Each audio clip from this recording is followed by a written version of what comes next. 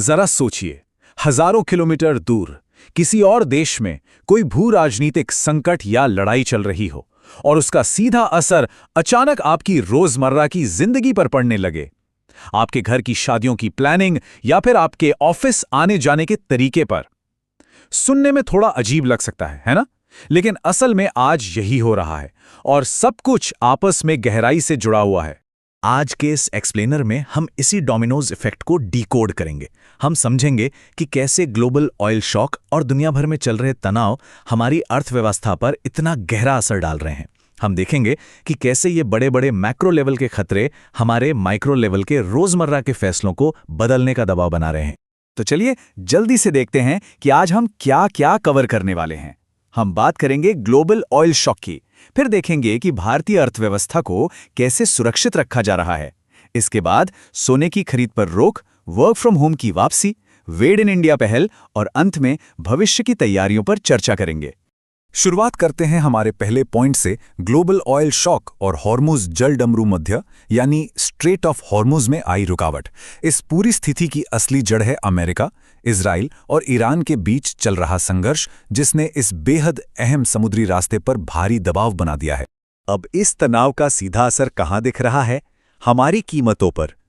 फरवरी के अंत से ही ब्रेंट क्रूड ऑयल यानी कच्चे तेल की कीमतों में 38.3% का भारी उछाल आया है और अब ये कीमत लगभग $100 प्रति बैरल के स्तर तक पहुंच गई है।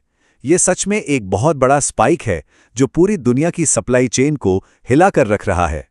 अब आप शायद सोचें कि इसमें भारत के लिए इतनी बड़ी चिंता की बात क्यों है, तो जरा ये आंकड़ा देखिए। ये साफ दिखाता है कि हम आयात पर कितने ज्यादा निर्भर हैं। देश अपनी जरूरत का लगभग 85% कच्चा तेल और 60% एलपीजी इंपोर्ट करता है और इसका बहुत बड़ा हिस्सा मिडिल ईस्ट से ही आता है। तो जाहिर है वहां की कोई भी हलचल हमारी अर्थव्यवस्था को सीधे तौर पर हिट करती है। आगे बढ़ते हैं दूसरे हिस्से की तरफ, भारतीय अर्थव्यवस्था की सुरक्षा और इन झटकों को सहने की क्षमता। जब अंतर्राष्ट्रीय स्तर पर इतनी बड़ी आर्थिक सुनामी आ रही हो तो देश को बचाने के लिए कुछ बड़े कदम तो उठाने ही पड़ते हैं। अब यहां एक बहुत ही दिलचस्प तुलना देखिए।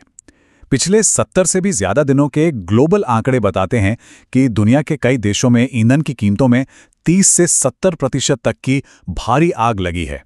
लेकिन इसके बिल्कुल उलट भारत में कीमतें बिल्कुल स्थिर बनी हुई हैं। अब सवाल ये उठता है कि भाई ये मुमकिन कैसे हुआ?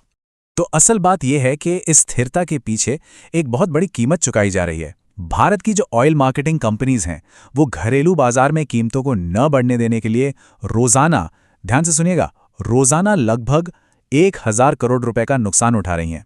आम लोगों पर इस ग्लोबल महंगाई का सीधा बोझ न पड़े, इसके लिए ये एक अदृश्य आर्थिक ढाल का काम कर रही है। और इसी भारी दबाव को थोड़ा कम करने के लिए प्रधानमंत्री मोदी ने हाल ही में देशवासियों से 7 अहम अपीलें की हैं। इनमें शामिल है ईंधन की खपत कम करना, अनावश्यक विदेशी यात्राओं से बचना, भारत में ही शादियां करना, कुछ समय के लिए सोने की खरीद को रोकना, वर्क फ्रॉम होम अपनाना, रासायनिक उर्वरकों का उपयोग आधा करना और खेती में सोलर पंप अपनाना। सीधे शब्दों में कहें तो विदेशी मुद्रा भंडार को बचाने के लिए ये एक कलेक्टिव सिटीजन एक्शन का आह्वान है। चलिए आते हैं तीसरे पॉइंट पर, सोने की खरीद पर रोक। इन सभी अपीलों में से जिसने सबसे ज्यादा चर्चा बटोरी है वो यही है।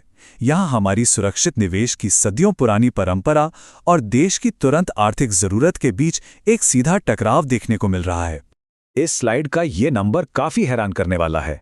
वित्तीय वर्ष 2025-2026 में भारत का सोने का आयात रिकॉर्ड $72 बिलियन तक पहुंच गया है। अब सोचिए, इतने भारी भरकम सोने के आयात के लिए हमें डॉलर्स में पेमेंट करनी पड़ती है, जो हमारे विदेशी मुद्रा भंडार पर बहुत ज्यादा दबाव डालता है।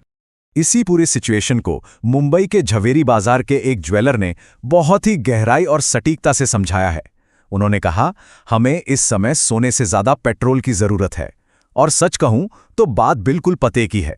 जब दुनिया में इतनी अनिश्चितता हो तो जरूरी कच्चे तेल के लिए अपने डॉलर्स बचाना किसी भी लग्जरी इंपोर्ट से कहीं ज्यादा महत्वपूर्ण हो जाता है। चौथा पॉइंट, वर्क फ्रॉम होम की वापसी।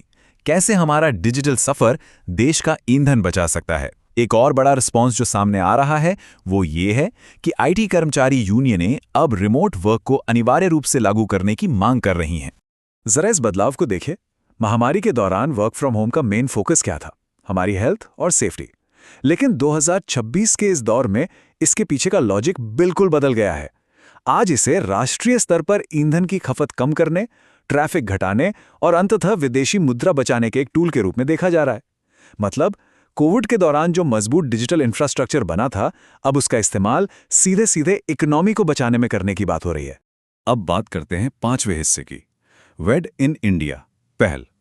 यह एक ऐसा कदम है जिसका सीधा सा मकसद डेस्टिनेशन वेडिंग्स में विदेश जाने वाली भारी पूंजी को वापस देश की अर्थव्यवस्था में ही रोकना है। एक अनुमान के मुताबिक हर साल करीब 5,000 भारतीय विदेशों में डेस्टिनेशन वेडिंग करते हैं।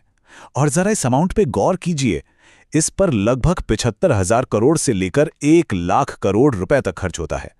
अगर हम इस पैसे को देश से बाहर जाने से रोक लें और भारत की ही खूबसूरत लोकेशंस पर शादियां करें, तो ना सिर्फ हमारे डॉलर्स बचेंगे, बल्कि हमारी अपनी घरेलू वेडिंग इंडस्ट्री और लोकल रोजगार को कितना जबरदस्त बूस्ट मिलेगा।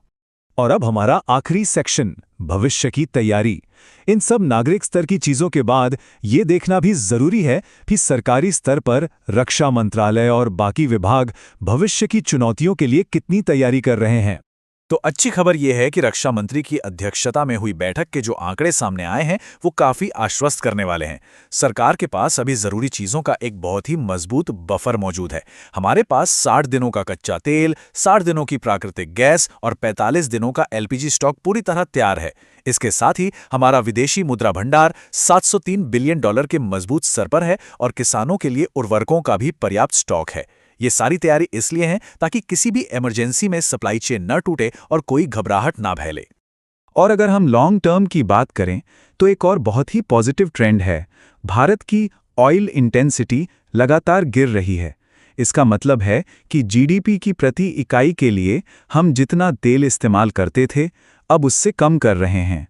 वैकल्पिक ऊर्जा और सर्विस सेक्टर में हमारे लगातार निवेश की वजह से हमारी अर्थव्यवस्था अब तेल के झटकों के प्रति पहले जैसी कमजोर नहीं रही, बल्कि काफी लचीली बन गई है। तो इन सब बातों को जानने के बाद अंत में एक बहुत बड़ा सवाल हमारे सामने खड़ा होता है। क्या ये वैश्विक अस्थिरता और ये माइक्रो शॉक हमेशा के लिए हमारे सदियों पुराने पारंपरिक व्यवहारों को बदल देगा? क्या सोने की खरीदारी, शादियों के तरीके और दफ्तर जाने की हमारी आदतें भविष्य में एक बिल्कुल नया रूप ले लेंगी?